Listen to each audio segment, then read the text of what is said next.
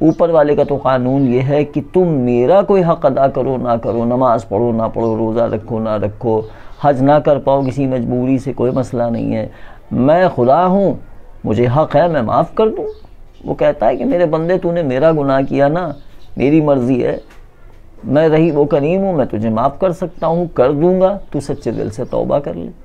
मगर अगर किसी इंसान का हक़ हमारी गर्दन पर है, जब तक वो माफ़ ना करेगा, खुदा कहता है बंदे पहले उससे माफ़ी मांग जिसका दिल दुखाया, जिसका हक़ मारा है, उसका हक़ अदा कर दे, तभी मैं तुझे माफ़ करूँगा।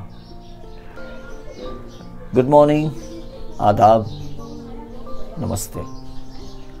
उम्मीद करता हूँ आप सब लोग अच्छे होंगे, खैरियत से होंगे। एक छोटी सी कहानी थी जो मैंने पढ़ी और मुझे बहुत अच्छी लगी। सबसे पहले तो मैं माफ़ी मांग लूँ, जो गलती मुझसे रोज़ हो जाती है। Good morning. आज मालूम होता है ऑफ़िस की देर अच्छी खासी हो जाएगी। अब हम तैयार भी होते रहेंगे ऑफ़िस के लिए और आपसे बात भी करते रहेंगे। एक गांव में एक ज़मींदार था जिसके पास किसी चीज़ की कोई कमी नहीं थी। ज़ाहिर है ज़मींदार था तो ज़मीनों की क्या ही कमी रही होगी। और उसके अलावा ये थोड़ी सी आवाज़ यहाँ पे आ जाएगी टाई की नॉट बांधने की वजह से, तो ज़मीनों की कोई कमी नहीं थी, दौलत हर तरह की थी, मगर वो आए दिन बीमार रहता था। जब तब उसे कोई ना कोई बीमारी लगी रहती थी। एक बीमारी उसे कोई ऐसी थी कि जिससे वो किसी भी हालत में छुटकारा नहीं पा रहा था। हर तरह से वो कोशिश करके थक के हार चुका था, लेकिन उसको इलाज नहीं मिलता था। एक रोज़ उसे पता चला कि उसके गांव में कोई एक फ़कीर, कोई संत महात्मा आए हुए हैं जिनके अंदर ये खूबी है कि वो लोगों के मरज़ ठीक कर देते हैं। बड़ी उम्मीद में ये ज़मींदार उनके पास पहुंचा और अपनी परेशानी उनको बताई। सारी परेशानी सुनने के बाद वो फ़कीर, वो महात्मा, वो संत बोला, तुम ये याद करने की कोशिश करो कि क्या तुमसे कोई ऐसी गलती हुई है, क्या तुमने कुछ ऐसा किया है कि तुमने किसी का बहुत दिल दुखाया हो। ज़मींदार ने बहुत सोचा, सोचने के बाद उसने इनकार में सर हिलाया, कहने लगा नहीं, मुझे ऐसा कुछ याद नहीं आता। इसके बाद फिर उस फ़कीर ने कहा, ऐसा तो नहीं है कि तुम किसी का हक़ मार के बैठे हो, कोई ऐसी चीज़, किसी की दौलत, किसी की जायदाद या कुछ ऐसा जिस पे हक़ किसी और का रहा हो और तुमने वो हक़ मारा हो। काफ़ी देर वो भी सोचता रहा। सोचने के बाद वो ठहरा और फिर उसने कहा कि हाँ, मेरी एक विधवा भाभी है, यानी मेरी एक बेवा भावज है, उनकी ज़मीन जो उनका हक़ बनता था मेरे भाई के मरने के बाद, वो मुझसे अपना हक़ मांगती रही, लेकिन मैंने उनका वो हक़ उनको नहीं दिया है। बस मुझे यही बात याद आती है।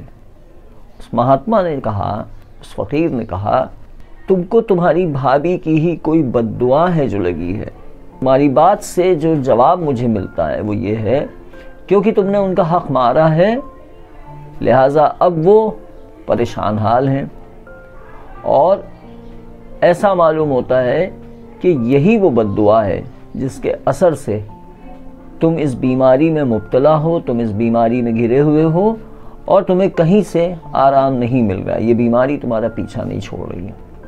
अब तुम ऐसा करो कि तुम जल्द अज जल्द उनको 100 रुपये महीना भिजवाना शुरू करो, सिर्फ 100 रुपये।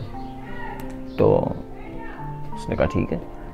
1 महीने के बाद वो ज़मींदार फिर उस संत, उस महात्मा के पास वापस आया और अब उसने अपना हाल बताया और कहने लगा कि आपके बताए हुए तरीक़े से अब मुझे 75% आराम हो गया है और अब मैं बहुत बेहतर महसूस करता हूँ। वो फ़कीर फिर सोचने लगा। उसने कहा कि अभी तुम्हें सिर्फ 75% आराम मिला है, 75%। उसने कहा जी। क्या तुम उनको कितने पैसे भेजते हो? कहा मैं उनको 75 रुपये भेजता हूँ। कहा ये जो तुमने 25 रुपये रोक रखे हैं, इसी की वजह से तुम्हें वो 25% आराम नहीं मिल रहा है। अब ज़मींदार को अपनी गलती का और एहसास हुआ, मगर इस बार उसने वापस जाने पर ना सिर्फ पैसे भेजे बल्कि अपनी भाभी के पास जाकर और उनको बाइज्जत उनकी ज़मीन जायदाद का जो भी उनका हिस्सा निकलता था वो उन्हें दिया, उन्हें पहुंचाया और उनका जो भी सम्मान, जो भी उनकी इज्जत की जानी चाहिए थी वो उसने की, उनका हिस्सा उन्हें दिया, उनका हक उन्हें पहुंचाया और उसके बाद धीरे धीरे वो पूरी तरह तंदुरुस्त होता चला गया।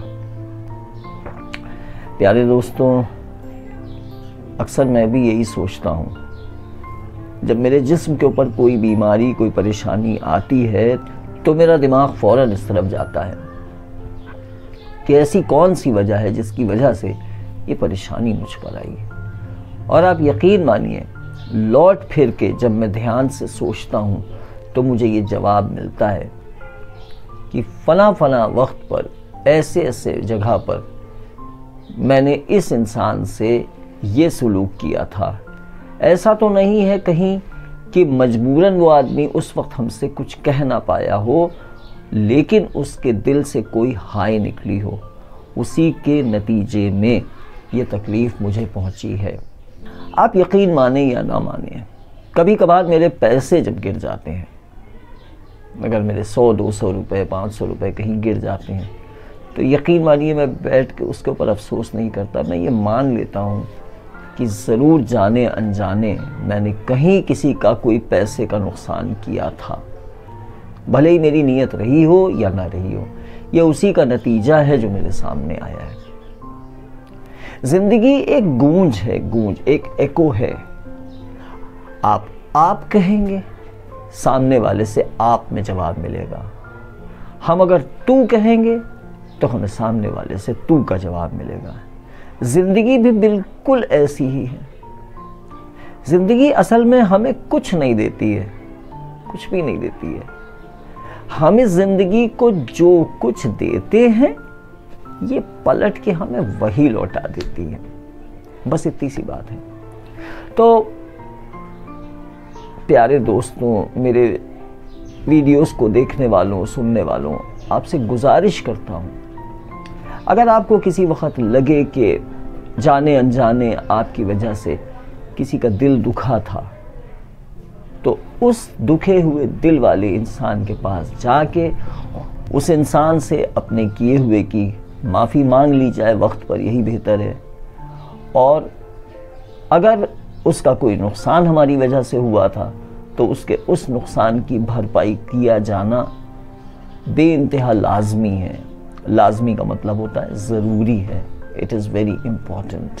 तो ये भी किया जाए। यहाँ मैंने अपना एग्ज़ाम्पल इसलिए दिया कि मैं भी तो एक आम इंसान ही तो हूँ, मैं फ़रिश्ता तो नहीं हूँ।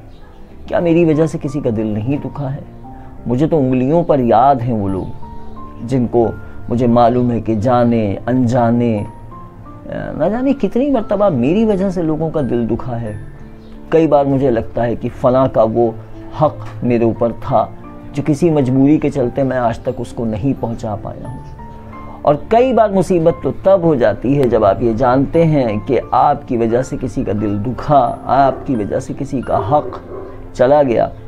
मुसीबत तो तब हो जाती है जब हम चाहते हुए भी ना उस इंसान से माफ़ी मांग सकते हैं, वहाँ तक पहुँच नहीं सकते, और अगर हक़ मार दिया किसी का भूल चूक से या जाने अनजाने, अब अगर वो हक़ नहीं पहुँचा पा रहे हैं किसी भी वजह से, तो सबसे बड़ा इम्तिहान और सबसे बड़ी आजमाइश तो यही है। क्योंकि ऊपर वाले का तो कानून ये है कि तुम मेरा कोई हक़ अदा करो ना करो, नमाज पढ़ो ना पढ़ो, रोज़ा रखो ना रखो, हज ना कर पाओ किसी मजबूरी से, कोई मसला नहीं है, मैं खुदा हूँ, मुझे हक़ है, मैं माफ़ कर दूँ। वो कहता है कि मेरे बंदे तूने मेरा गुनाह किया ना, मेरी मर्ज़ी है, मैं रही वो करीम हूँ, मैं तुझे माफ़ कर सकता हूँ, कर दूँगा, तू सच्चे दिल से तौबा कर ले। मगर अगर किसी इंसान का हक़ हमारी गर्दन पर है, जब तक वो माफ़ ना करेगा, खुदा कहता है बंदे पहले उससे माफ़ी मांग जिसका दिल दुखाया, जिसका हक़ मारा है, उसका हक़ अदा कर दे, तभी मैं तुझे माफ़ करूँगा। बहरहाल मैं दुआ करता हूँ ये वीडियो देखने वाले जो लोग भी आप लोग हैं, मैं आपसे गुजारिश करता हूँ कि आपको इस वीडियो की ज़रा सी भी कोई बात अगर दिल को छुए तो वीडियो को शेयर कीजिए, ना कीजिए कोई मसला नहीं है, लेकिन इस पर अमल करिएगा। अगर आपको याद आ जाए कि किसी का हक़ मेरे हाथों से ज़ाया हो गया है या किसी का दिल मेरी वजह से दुखा है, तो कोशिश कीजिए अगर आप उस तक पहुंच सकते हैं वहाँ तक ज़रूर जाइए। इंतज़ार ना कीजिए कि वो हमें एहसास दिलाएगा तब हम जाएंगे, नहीं, आपको एहसास हो जाए आप ख़ुद सबसे पहले पहुंच जाइए, क्योंकि वो वक्त, वो सिचुएशन बड़ी तकलीफ़ देह होती है जब आप जानते हैं कि मेरे हाथों से किसी का हक़ ज़ाया हुआ है, किसी का दिल दुखा है, और अगर आप वहाँ पहुँचकर उसकी माफ़ी तलाफ़ी नहीं कर सकते तो वो बहुत तकलीफ़ देह होता है। दुआ करता हूँ कि हम सबको इस पे अमल करने की तौफीक हो और हम सही रास्ते पे चल सकें। इसी ख्याल के साथ अब मुझे इजाज़त दीजिए, ऑफिस की देर हो जाएगी। फिर मिलता हूँ आपसे इंशाल्लाह एक दूसरे वीडियो में एक अच्छे से पैगाम के साथ और अपनी रोज़मर्रा की ज़िंदगी की अपडेट के साथ। फ़ी अमान अल्लाह, खुदा हाफ़िज़, आदाब, नमस्ते।